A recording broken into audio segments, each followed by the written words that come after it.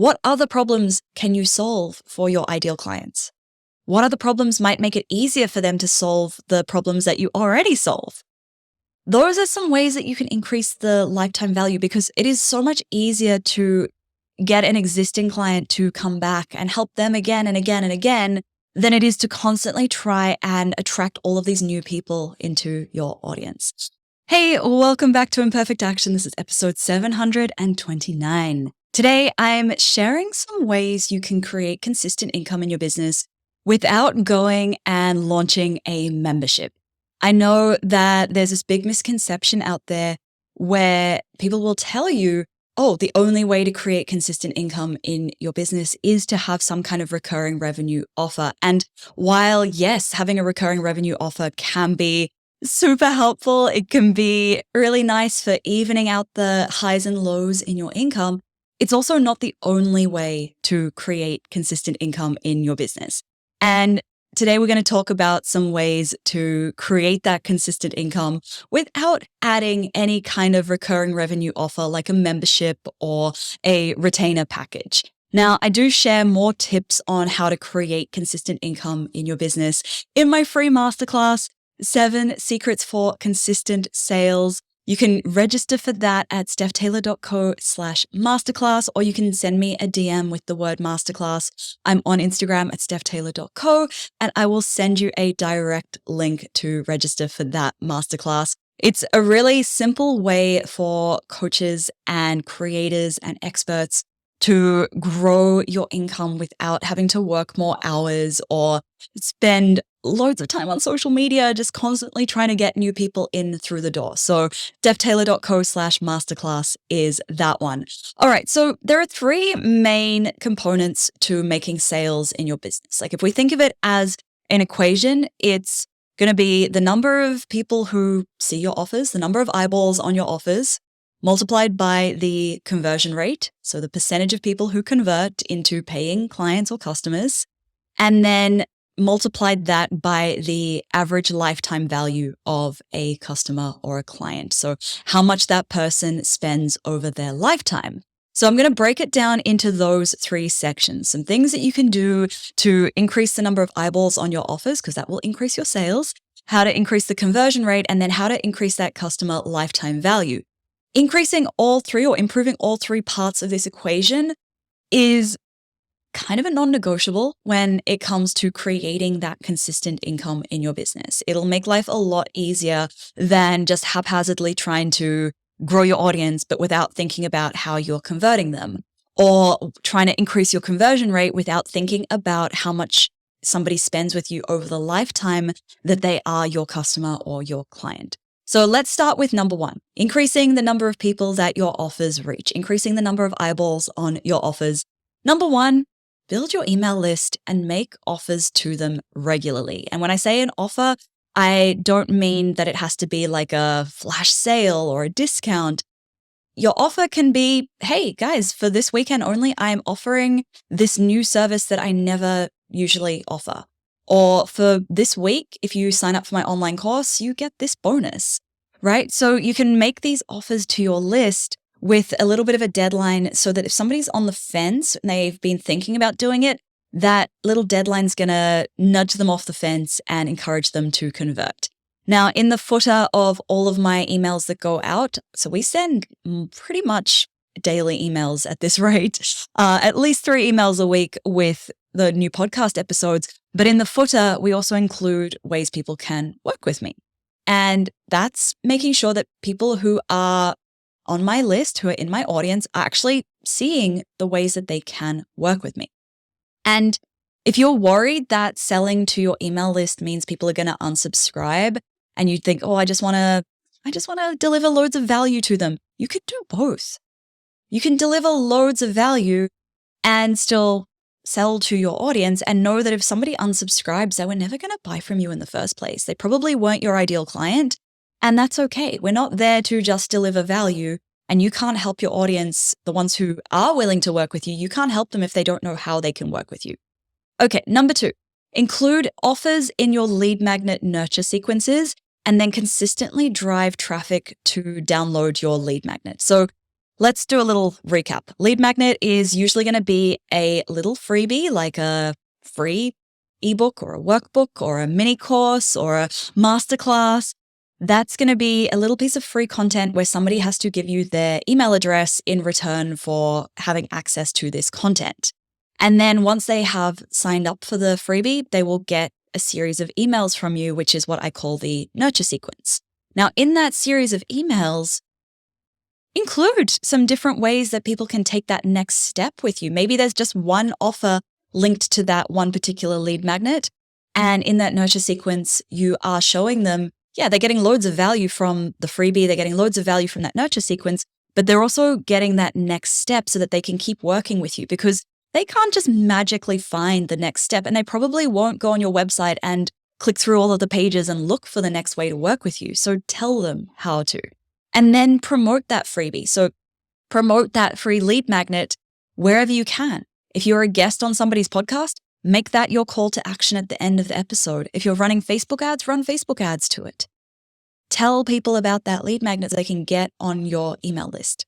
Number 3, sell more often. Selling gets a really bad rap. People think, oh, I don't want to be salesy and sleazy, and I don't want to sell to my audience because that's going to just turn them off. But selling doesn't have to be sleazy. If you do it right, it can just be a way of showing your audience how you actually have the solution to the problem that they are struggling with. And you can make offers to your audience that way without putting them off, without being the sleazy, stereotypical secondhand car salesman that we tend to associate selling with. And remember, your offers can't help your audience if they don't know about them. So you actually need to tell them about your offers. Okay, so then we're going to look at the second part of that income equation, increasing your conversion rate. So of the people who see your offers, who potentially land on the sales page or they see that email in front of them, how can we make more of those people convert, more of the right people convert? So firstly, we want to create the right offer. And when I say create the right offer, I don't mean that your offer needs to be this unique, shiny thing that nobody else has ever done. That's not necessarily the right offer. And it doesn't have to be a great, exciting idea either. The right offer is one that solves a problem for your ideal client that they are willing to pay money to solve. Okay? Or it helps them to complete a task that has been on their to-do list. Or it helps them to achieve a win that they've been dreaming of achieving. And it's something that they would pay money to do or to achieve. Number 2, communicate those offers with the right messaging. Nobody else is ever going to be as excited about what you are selling as you are. So instead, you need to communicate your offers in a way that meets your ideal clients where they're at and shows them why it's something they need to prioritize. It's not messaging that's going to try and make them really excited and hype them up and get them to buy because they're afraid of missing out. That's not what's going to sell. It's going to be messaging that shows them, hey, I know the problem you are struggling with, and here's the solution. And this is why it's going to work when nothing else has worked to solve your problem before. And then also show them why they should prioritize spending money on it right now.